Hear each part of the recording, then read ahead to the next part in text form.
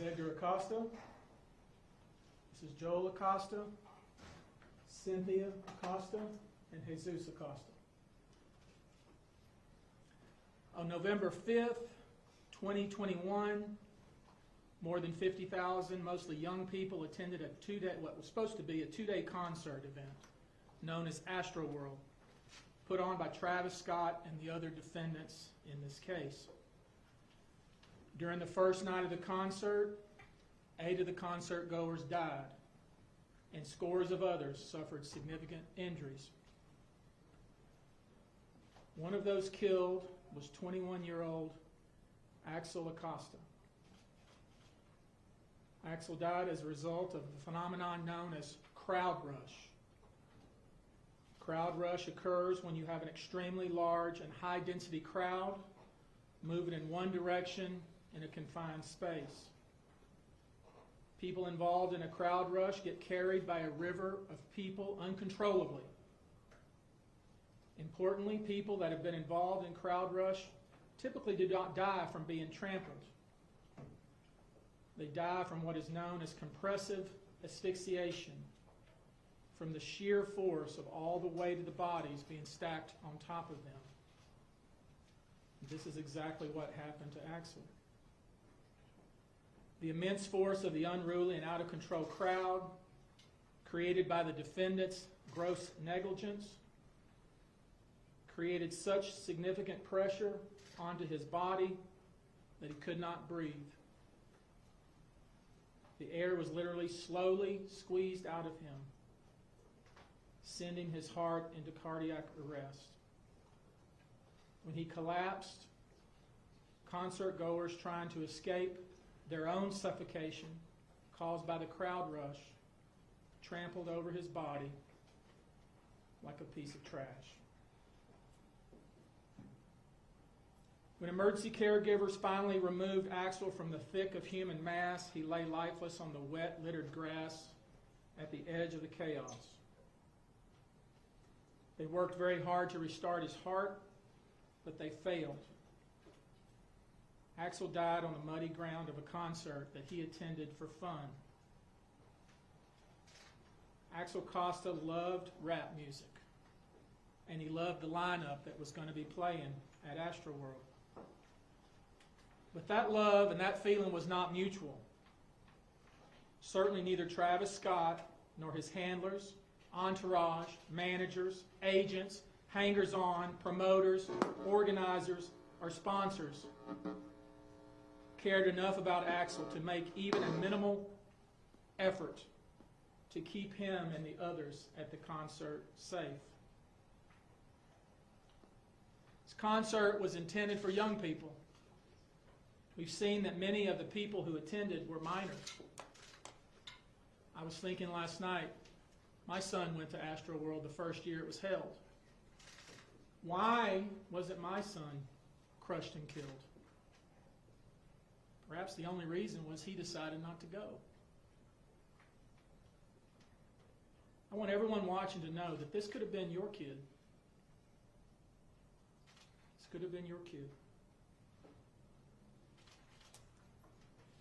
We will be filing a lawsuit on behalf of 35 plaintiffs. That number is growing. Our phone is rang off the hook. I think it's self-evident that this concert was planned incredibly poorly, that no regard was given to the safety of these young people at the concert, that there was no emergency response mechanism in place to help those who were in an extremist situation. There was not enough medical personnel, enough security personnel, and there were more people there than should have been there. The way the concert was set up, planned, organized, and the way things were handled once there was a problem, it boggles the mind. We'll be filing suit against the score more entities. These were the promoters, management. This is an entity that's been sued multiple times for this very thing. We will be suing Live Nation. Remember, it was Live Nation who in 2011 was sued because a stage collapsed and killed 7 people and injured 61 others. It was Live Nation who received a $101 million verdict against it for a concert employee being injured by a forklift. It was Live Nation who in 2013, concert attendees said they were run over, beaten, and assaulted during a stampede. It was Live Nation who put on a Gwen Stefani concert where a woman was injured during a mid-show stampede. And let me say to Live Nation, because we were involved in the concert that took place in Las Vegas where many, many people were hurt, and Live Nation relied upon an arbitration clause on the back of a ticket. Do you really intend? Do you really believe that you can enforce an arbitration clause against minors, against people killed, against people who are still in the hospital? I think not. The case will also be brought against an entity called Contemporary Services Corp., who provided security. The case will be brought against Harris County Sports and Convention Corporation, the premises owner who worked with NRG, was supposed to provide security and make sure the facility was safe. I want to remind you that this is not the first instance where people were injured at concerts. There's a long history in the United States and in the world where individuals who came to a concert looking to have fun, looking to enjoy themselves, did not leave, or certainly did not leave still alive. One of the experts who's looked at the history of concert goers and the multiple events that have occurred has said the history of how the concerts are handled is a history of disinterest and greed. I think that's what we have here. And let's talk about Jock Webster II, otherwise known as Travis Scott. On August 2nd, 2015, Travis Scott was arrested in Chicago for disorderly conduct after encouraging fans to jump over security barricades during his performance at Lollapalooza.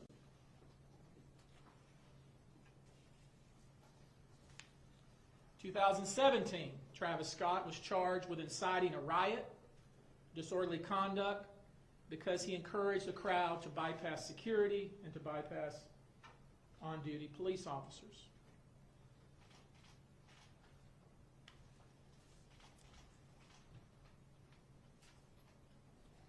Let's take a little further look at Travis Scott and his antics.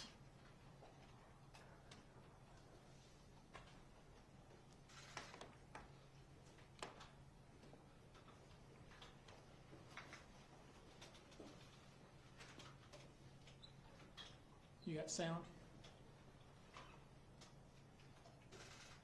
This video, you see Travis Scott standing on the stage, encouraging people to bypass security and to charge the stage.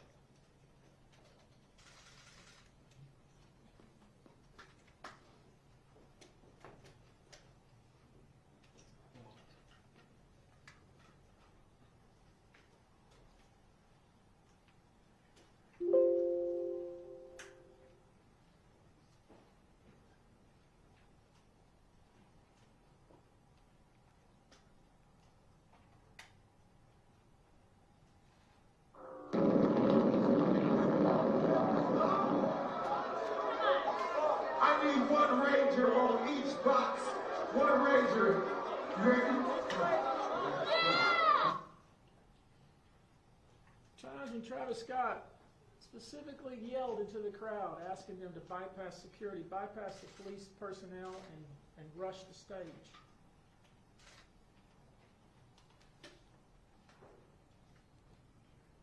Next slide, please.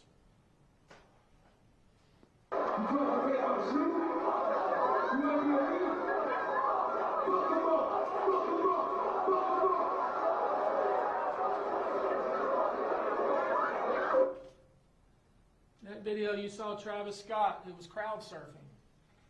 Someone took his shoe and he instructed the crowd to F him up, F him up, F him up, to the point the poor person who was being targeted by Travis Scott had to be carried away to escape with his life. Next slide. I see you. Hold on, turn the lights on. Turn the lights on. I see you, boy. You gonna do it. Give me 18 real quick. I see you, but are you gonna do it? Ain't gonna lie. Turn the lights on. Turn the lights on. In that video, you see Travis Scott encouraging someone who's standing on the upper levels to jump into the crowd. And during that very concert, somebody was pushed and was incredibly badly injured because of his conduct. Next slide. Here's a tweet Travis Scott sent out before another concert where he's encouraging people who don't have tickets to crash through the security and come to the concert anyway.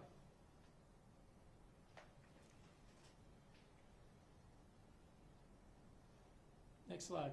I'm strong and we got another stretch. November come, won't you pop out at the fest? That's just a small snippet of the video to encourage concert goers to attend Astroworld. This was video from previous Astroworld concerts. It's utter chaos. Utter chaos that's encouraged not only by Travis Scott, but by everybody involved in putting the concert on. Next slide. Now, this tweet was reported, and we haven't been able to confirm, and maybe you can, whether this tweet is legit. But here we have a tweet from the Houston Police Department where they acknowledge that the security at Astroworld concert was insufficient. And you'll also notice, if you go back and you look at Chief Fenner, some of the things that he put out in some of the interviews, where he talks about how many people he was going to have engaged in assisting with security at Astroworld and how that number changed based on when he was interviewed. I encourage you to look at that. And we also know that it's been reported by the New York Times that allegedly our police chief met with Travis Scott or Travis Scott's people, indicating concern about some of the things that have been said and things that have been done leading up to the concert. Next slide. And we know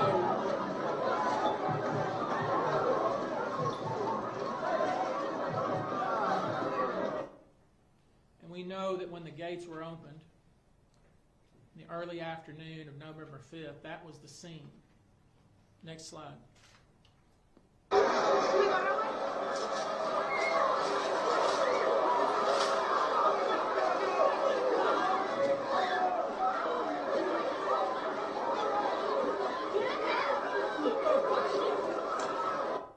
Now I ask you, does that look safe? Does that look organized, well run? Does that look like somebody took the time, effort, energy to properly plan a concert to keep the individuals who pay their money and attend safe? Or does that look like utter chaos?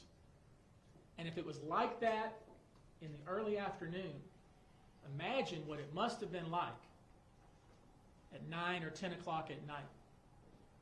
We've had repeated reports, more than 30 different witnesses who have provided statements saying that the screening was non-existent, that there was no COVID screening, there was no security screening, that people were just being let in, bags weren't checked, people were smoking weed rampant throughout the concert, and that people were taking drugs.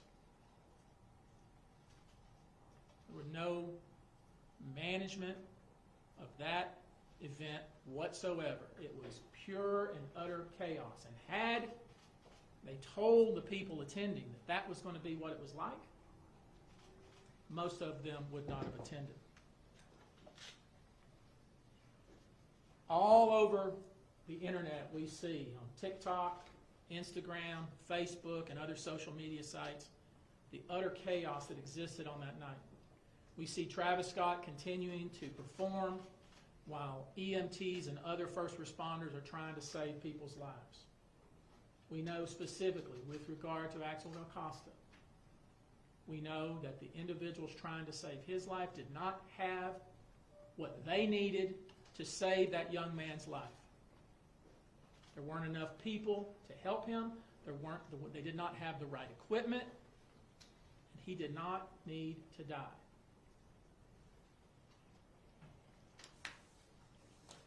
I'm not going to show all the various video that we've collected. It's all over the internet.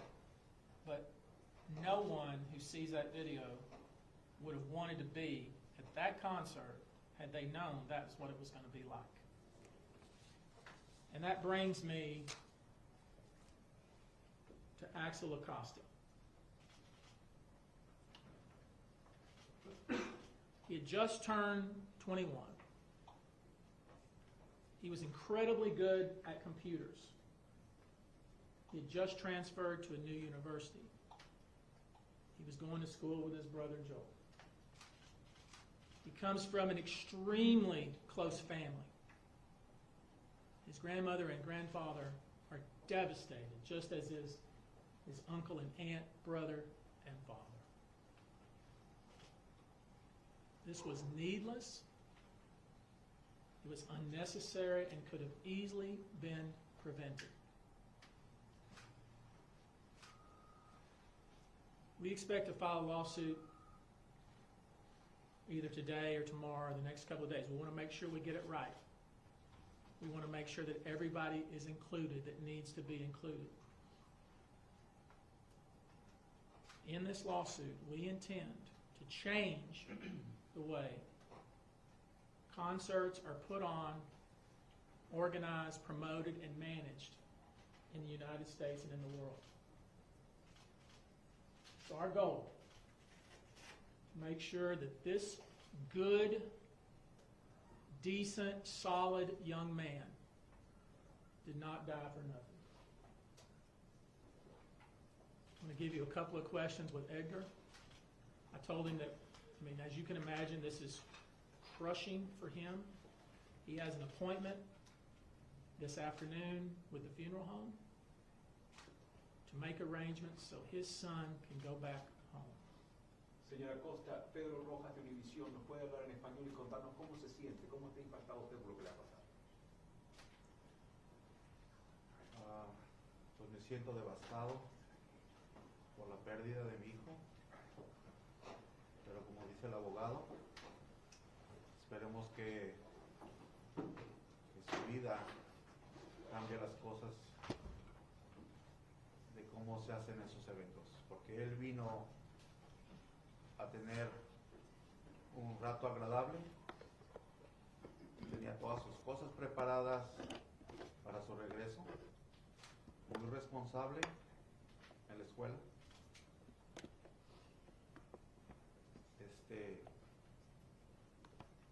Y una cosa por negligencia de alguien que pasen estas cosas, porque todos los que hayan venido vinieron a divertirse. Mr. Acosta, what do you Wait. We're not doing it that way. We're not yelling at him. Is there any way to get Mr. him? Acosta, Just wait a minute, please. We're going to take two more questions. Yes, go ahead. Mr. Acosta, we just wanted to know, how did you learn about your son's passing? We understand that it took some time for him to be identified. Yes, it took some time because as soon as we received the news, I was trying to get hold of him. I called to his hotel. They tell me that he didn't spend the night. That's why I started calling the sheriff office, the reunification, and they told me, Mr. Acosta, your son is not on the list, so you don't have to worry about anything. He's not on the list from the dead people or injured people. And I told them, well, he didn't spend the night on his hotel, so I'm worried about him. And then my son, he found his phone in the lesson phone, right? And so we tried to call again and ask for him for a body without identification. We called the hospitals, we called the sheriff office, and they tell me no. we have all the names on the list, and he's not on the list. Mr. Acosta, could you please Me- tell us? No, how just a you- minute. I want to make sure we're clear about something. When the Acosta family, when his son's name was not on the list, he also inquired, well, are there anybody who is unidentified? Because they figured out that Axel's phone was in lost and found, and Axel was not the kind of young man that didn't answer his phone or did not stay in touch with his brother or his dad. He stayed in touch with his brother and father.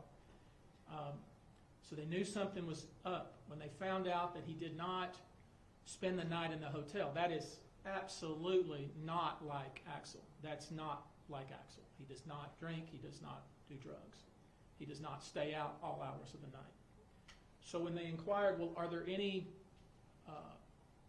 has anybody been recovered that you don't know who they are? And he was told no, that there wasn't. And it was only until they found the picture going around on the internet that they realized that a member of their family had died. So it wasn't just the fact that his son had died and his brother had died, but it was the way they found out about it was just horrific. We'll do one more question. Mr. Acosta, could you please tell us, first, what you hope to accomplish with this lawsuit, and, what you want the world to know about your son?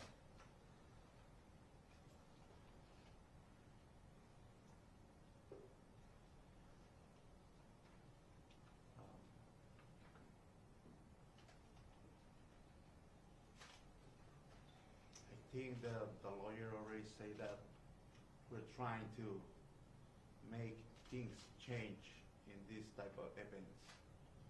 Because today is me. I lost my son. It could be you. It could be you. When you send your kid to have some fun, and because somebody else is not providing the right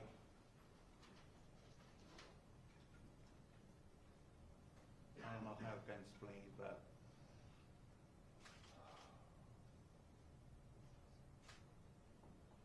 the right security, because it's not the first time that he's been in a big events, right? You can go to Disneyland and have fun. You can go to a baseball game and have fun, right? Because they have the right security, the right people, some people assisting injured. It's hard to explain. And what would you like the world to know about your son? He was a great kid, excellent student. He was looking for his family. He loves his grandparents. He was trying to study and going to school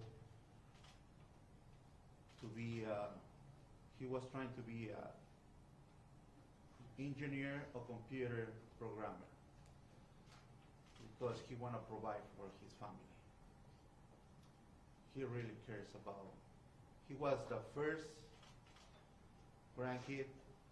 He was the oldest one, and he always take care of his other cousins and nieces.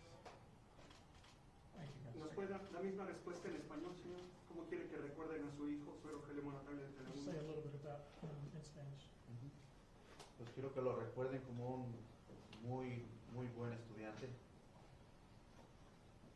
Se graduó con los altos GPAs desde la high school, desde la casi viene siendo un estudiante con straight A's.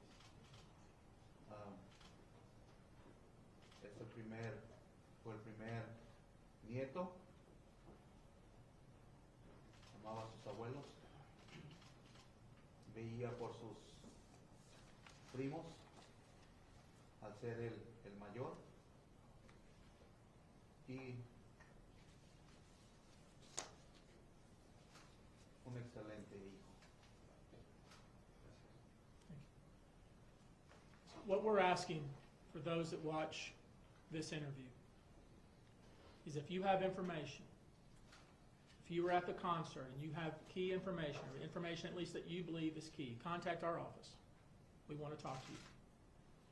We believe that the video on TikTok, on Instagram, on Facebook is going to be key to this case.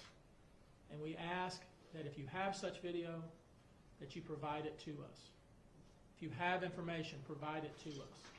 We're easy to find.